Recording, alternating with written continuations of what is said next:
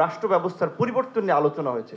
সুতরাং ওই পরিবর্তনের জায়গা যদি আপনারা ফোকাস না করে যদি তড়িঘড়ি করে একটা ইলেকশনের দিকে চলে যান, তাহলে কিন্তু আবারও আপনারা অনেকগুলো গণ অভ্যুত্থানের সম্মুখীন হবেন। জুলাইকে বোঝাপড়া ছাড়া আপনারা যেই পলিসি নিতে চান না কেন, কিংবা আগামীতে বাংলাদেশকে যেই দিকে নিতে চান, আমার বোধহয় সেটা সঠিক হবে না। জেনারেশনকে বুঝতে হবে যে আপনাদেরকে একটা বিষয় কিন্তু পরিষ্কারভাবে মেনে নিতে হবে যে আপনারা রাজনৈতিকভাবে ফেল করেছেন, এবং এই তরুণ যাদের যতটুকু বুঝ আছে শেষ পর্যন্ত বাংলাদেশকে একটা সফল গণ অভ্যুত্থানের দিকে কিন্তু তারা নিয়েছে। সেই জায়গা থেকে আপনারা যদি শুধু ভাবেন যে একটা নির্বাচন, একটা ইলেকটেড গভর্নমেন্ট আসলে অনেক কিছু সহজ হয়ে যাবে, আমার মনে হয় যে সেটা সহজ হবে না। তো তারপরে অবশ্যই নির্বাচিত সরকার না থাকলে দেশের অনেক ধরনের ঝুঁকি থাকে, সে বিধায় নির্বাচনের দিকে তো আমাদেরকে যেতেই হবে।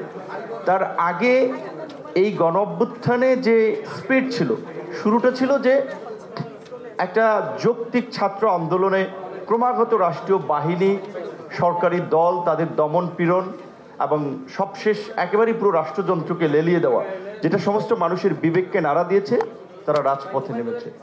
অগস্টের শুরুর দিকে যদি আপনারা দেখেন যে 1 আগস্ট কিংবা 2, 3, 4 আগস্ট, তখন কিন্তু আলোচনাটার ছাত্র আন্দোলন, ছাত্রদের দাবি দেওয়ার মধ্যে ছিল না।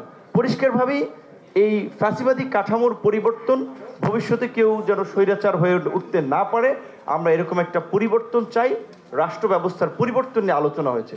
সুতরাং ওই পরিবর্তনের জায়গা যদি আপনারা ফোকাস না করে যদি তড়িঘড়ি করে একটা ইলেকশনের দিকে চলে যান, তাহলে কিন্তু আবারও আপনারা অনেকগুলো গণ অভ্যুত্থানের সম্মুখীন হবেন। আমার যেটা মনে হচ্ছে সেই জায়গা থেকে আমি বলবো, এই রাষ্ট্র পরিবর্তন বা রাষ্ট্র কাঠামো পরিবর্তন, পাওয়ার ব্যালেন্সের যে কোশ্চেনগুলো দীর্ঘদিন ধরে চলে আসছে, সেই জায়গায় কিন্তু আমাদেরকে জাতীয় ঐক্যের স্বার্থে একটা সেটেলমেন্টে যেতে হবে। যেমন ধরেন আমরা এইবার জাতীয় সাংবিধানিক পরিষদ বা এনসিসির একটা ধারণা নিয়ে আলোচনা করলাম, যাই হোক সেটা হচ্ছে না, কিন্তু তারপরে ডাবল চেম্বার বিশিষ্ট পার্লামেন্টের কথা আলোচনা হচ্ছে।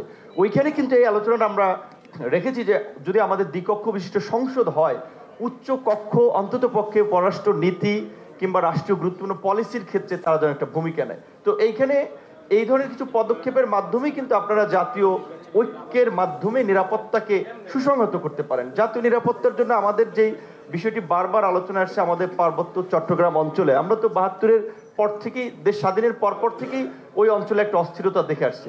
50 বছরে কিন্তু আপনারা নিরসন করতে পারেন নাই। সেকেন্ড, প্রত্যেকটা দেশের, যেটা আপনারা বিজেপির এক্সাম্পল দিলেন যে হাসিনাকে সবাই ওন করতেছে, তো আমাদের এখানে সরকার পরিবর্তনের, আমি 30 সেকেন্ড বা 1 মিনিটে শেষ করছি, সরকার পরিবর্তনের সাথে সাথে কিন্তু প্রতিবেশী কিংবা পররাষ্ট্র নীতির পরিবর্তন হয়। তাহলে এইখানে আমাদের একটা ঐক্যমত প্রয়োজন যে মৌলিক কোন কোন জায়গাটাতে আমাদের একটা ঐক্য থাকবে। সর্বশেষ হচ্ছে যেই পতিত শক্তির বিরুদ্ধে আমরা এরকম একটা গণ প্রতিরোধ কিংবা গণ আন্দোলন করেছি, সেই শক্তির প্রশ্নে, তাদের রাজনীতিতে কামব্যাক না করার প্রশ্নে সবাইকে পরিষ্কারভাবে অবস্থান নিতে হবে। আদারওয়াইজ ওই যে বলছেন যে পতিত শক্তি, তাদের সাথে বিদেশি তৎপরতা যুক্ত হয়ে কিন্তু দেশকে একটা অস্থিরতার দিকে নিয়ে যাবেই। ধন্যবাদ।